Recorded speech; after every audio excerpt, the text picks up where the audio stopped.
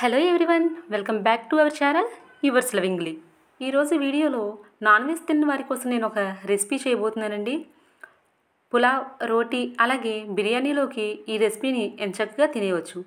దానికోసం నేను ఇక్కడ 6 టమాటాలని నార్మల్ సైజులో ఉన్న టమాటాలని తీసుకున్నానండి. అలాగే నార్మల్ సైజులో ఉండే ఒక 2 ఉల్లిపాయలు, 4-5 పచ్చిమిర్చిలను తీసుకున్నాను. ముందుగా స్టవ్ వెలిగించి పాన్ పెట్టుకొని పాన్ వేడెక్కిన తర్వాత వేరుశనగుళ్ళు, యాలకులు, దాల్చిన చెక్క అలాగే లవంగాలను తీసుకొని ఇలా ఫ్రై చేస్తున్నాను. ఇవి కొంచెం కలర్ చేంజ్ అయిన తర్వాత 1 స్పూన్ ధనియాలను తీసుకున్నాను. అలాగే 1 స్పూన్ జీలకర్ర, 1.5 స్పూను నువ్వులను తీసుకున్నానండి. ఇవి ఏమాత్రం మాడిపోకుండా కలర్ చేంజ్ అయ్యే వరకు ఇలా ఫ్రై చేసుకోవాలండి. ఇప్పుడు ఇవి ఫ్రై అయిపోయిన తర్వాత ఒక మిక్సీ జార్లోకి తీసుకున్నాను. ఈ మిక్సీ జార్లోకి తీసుకున్న తర్వాత ఇవన్నీ చల్లారే వరకు ఆగి మిక్సీ పట్టుకోవాలండి. ఇలా కొంచెం పేస్ట్ చేసుకున్న తర్వాత వాటర్ని యాడ్ చేస్తున్నాను. వాటర్ యాడ్ చేసి మళ్ళీ మిక్సీ పడుతున్నానండి. చూడండి, ఈ విధంగా అయ్యేలాగా మిక్సీ పట్టుకోవాలి. ఇప్పుడు మరొక పాన్లోకి ఆయిల్ని తీసుకుంటున్నాను.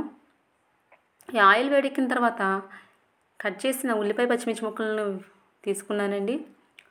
తీసుకొని ఇవి ఫ్రై చేసుకోవాలి. ఇవి కొంచెం కలర్ చేంజ్ అయ్యే వరకు మూత పెట్టుకోవాలండి. చూడండి, కొంచెం ఫ్రై అయ్యి ఇప్పుడు దీనిలోకి నేను 1 స్పూన్ అల్లం వెల్లుల్లి పేస్ట్ తీసుకుంటున్నానండి. మనం తీసుకునే క్వాంటిటీని బట్టే అల్లం వెల్లుల్లి పేస్ట్ వేసుకోవాలండి. ఇప్పుడు సాల్ట్ యాడ్ చేస్తున్నాను. అలాగే పసుపు, తినగలిగినంత కారాన్ని యాడ్ చేస్తున్నానండి. ఇలా వేసిన తర్వాత ఒకసారి బాగా ఫ్రై చేసుకోవాలి. ఇలా మొత్తం కలిసిన తర్వాత దీనిలో మనం పేస్ట్ చేసి పెట్టుకున్న మిశ్రమం ఉంది కదండి, దాన్ని యాడ్ చేస్తున్నాను. ఒకసారి ఇలా బాగా కలుపుకోవాలి.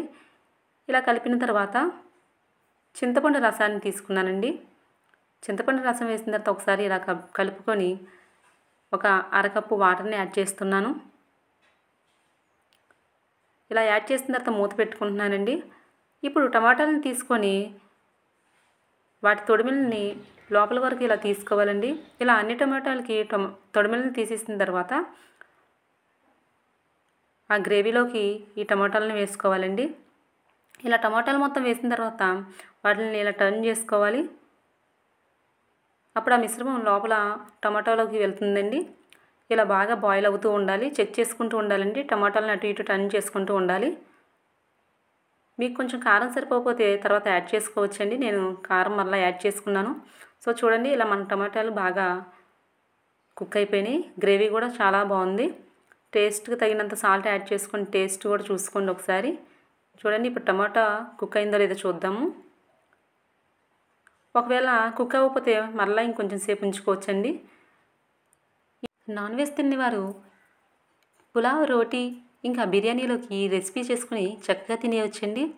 నేను చేసిన ఈ రెసిపీ మీకు నచ్చినట్లయితే లైక్ చేసి కామెంట్ చేయండి. మీకు తెలిసిన బంధువులకి, ఫ్రెండ్స్కి మన ఛానల్ షేర్ చేసి సపోర్ట్ చేయండి. అలాగే సబ్స్క్రైబ్ చేసుకోండి. Thanks for watching.